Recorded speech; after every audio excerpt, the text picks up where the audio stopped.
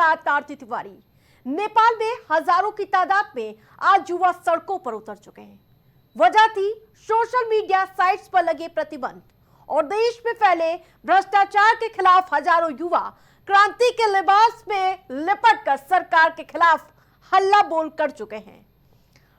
वहीं अब आपको बताते हैं कि जिस प्रकार से जेड क्रांति देखने को मिल रही है, प्रदर्शन में 14 से ज्यादा लोगों की अब तक मौत हो चुकी है, तो सदन पर सीधे तौर पर चढ़ाई देखने को मिली है और इसके अलावा ऐलान किया गया है नेपाल की सरकार की ओर से जो भी दुस्साहस करने का प्रयास करेगा उस पर सीधे बंदूक दागी जाएगी। तो अब आपको बताते हैं कि कितने लोग अभी तक इसमें शिकार हो चुके, मौत के घाट उतार दिए गए। 14 से ज्यादा लोगों की मौत हो गई है, जबकि 80 से ज्यादा युवा घायल बताए जा रहे हैं। ये तस्वीरें वाकई भयावह हैं, जहां इस प्रदर्शन की अगुवाई जनजी यानी कि 18 से 30 साल के युवा कर रहे हैं। 12,000 से ज्यादा युवा प्रदर्शनकारी संसद भवन परिसर में घूम गए थे। यानी कि जिस प्रकार से सीधे तौर पर संसद पर अटैक किया गया, जिसके बाद सेना को कई राउंड फायरिंग करनी पड़ी। नेपाल के इतिहास में संसद में घुसपैठ का यह पहला मामला है। अब आपको बताते हैं जनजी क्या है। वही ग्राफिक्स चलाइए, हम ग्राफिक्स के माध्यम से आपको बताएंगे कि आखिरकार जनजी है क्या।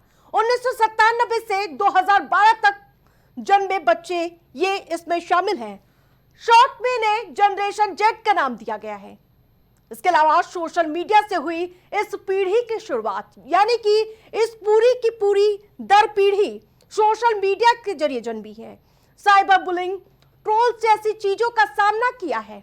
इसके अलावा ट्रेंडिंग वाइब्स जैसे कई स्लैंग भी फेमस हुए हैं, जिसकी वजह से इसे कहीं ना कहीं सरकार घातक मान रही थी और अब एक के बाद एक एक्शन देखने को मिला और अब पूरा का पूरा जनजी सड़कों पर उतरता हुआ नजर आ रहा है। तो ये तस्वीरें वाकई भयावह वाली है, जिस प्रकार से सरकार के खिलाफ मोर्चा खोल चुके हैं और इसके अलावा सड़कों पर जनसैलाब, सरकार के खिलाफ गुस्सा बरकरार नजर आ रहा है। विरोध की असली वजह हम आपको बताने जा रहे हैं। विरोध की असली वजह पर अगर गौर करें तो नेपाल सरकार ने बीते 4 सितंबर को फेसबुक, ट्विटर, व्हाट्सएप, यूट्यूब यानी कि समेत इन सभी 26 सोशल मीडिया प्लेटफॉर्म पर प्रतिबंध लगा दिया है। कारण यह बताया गया कि इन कंपनियों ने नेपाल की सूचना और संचार मंत्रालय में रजिस्ट्रेशन नहीं कराया था। सरकार का कहना है कि यह कदम केवल नियमों के पालन के लिए, लेकिन युवा और विपक्षी दलों का मानना है कि असहमति की आवाज दबाने की कोशिश की गई है। तो सड़कों पर जनसैलाब, सरकार के खिलाफ गुस्से का उबाल। ये तस्वीरें आप देखिए, ये तस्वीरें हैं जिस प्रकार से लोगों की गुस्से की। सोशल मीडिया साइट्स बंद कर दी गई, लोग सड़कों पर उतर आए और इसके अलावा आपको बताते चले ये वाकई जो क्रांति देखने को मिल रही है, युवाओं में गुस्सा भरपूर देखने को मिल रहा है, लेकिन ये उबाल कैसे शांत होगा, ये कहीं ना कहीं नेपाल सरकार के लिए शिकन साबित होने वाली है। युवा सड़कों पर है और इसके अलावा जो ऐलान किया गया है, काठमांडू में कर्फ्यू का ऐलान कर दिया गया और यही नहीं, जिसको भी जो संसद के अंदर घुसने का कोशिश करेगा उसको गोली मारने का आदेश नेपाल सरकार की ओर से दे दिया गया। आप समझ सकते 20 लोगों की जान जा चुकी है।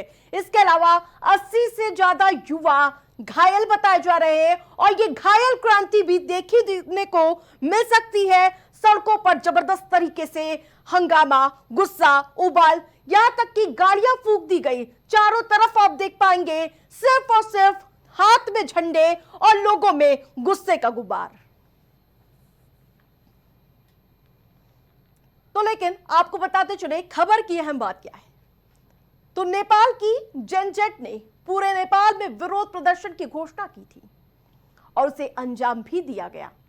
भ्रष्टाचार और सोशल मीडिया पर सरकार के नियंत्रण, यानी कि जिस प्रकार से नियंत्रण रखने का प्रयास किया गया था, उसके खिलाफ विरोध में मैतीगढ़, खाट और इसके अलावा काठमांडू और देश भर के अन्य प्रमुख शहरों में प्रदर्शन किया गया।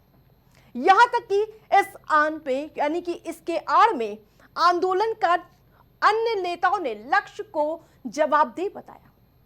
नागरिकों की स्वतंत्रता की रक्षा और इसके अलावा युवा लोगों की निराशा को आवाज देना, ढार देना इस आंदोलन का लक्ष्य बताया गया। इसी बीच प्रधानमंत्री केपी शर्मा ओली ने सोशल मीडिया बैन का बचाव करते हुए साफ तौर पर ऐलान करते हुए कहा कि देश की स्वतंत्रता और गरिमा से खिलवाड़ कतई बर्दाश्त नहीं किया जाएगा। उन्होंने पार्टी सम्मेलन में कहा कि सरकार हमेशा भ्रष्टाचार और अराजकता के खिलाफ खड़ी रहेगी। ओली ने तर्क दिया, कुछ लोगों की नौकरियां जाने से बड़ी है राष्ट्र की संप्रभुता, यानी कि लोगों की जो नौकरियां जा रही है वो मायने नहीं रखती है, राष्ट्र की संप्रभुता और उसका सम्मान बेहद ही जरूरी है।